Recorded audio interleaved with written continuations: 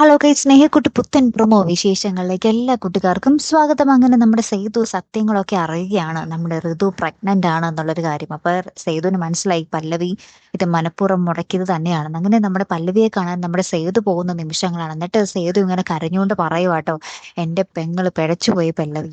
എന്നിട്ടാണ് ഇതൊന്നും അറിയാതെ ഞാൻ നാട് മൊത്തം എല്ലാ ആണുങ്ങൾക്കും വേണ്ടി എന്റെ പെങ്ങളെ വിവാഹം ആലോചിച്ചത്. ഞാൻ എന്തൊരു ഭാഗ്യദോഷിയാണല്ലേ, വിവരദോഷിയാണല്ലേ എന്നൊക്കെ പറഞ്ഞിങ്ങനെ ഭയങ്കരമായിട്ട് പൊട്ടിക്കരയുക.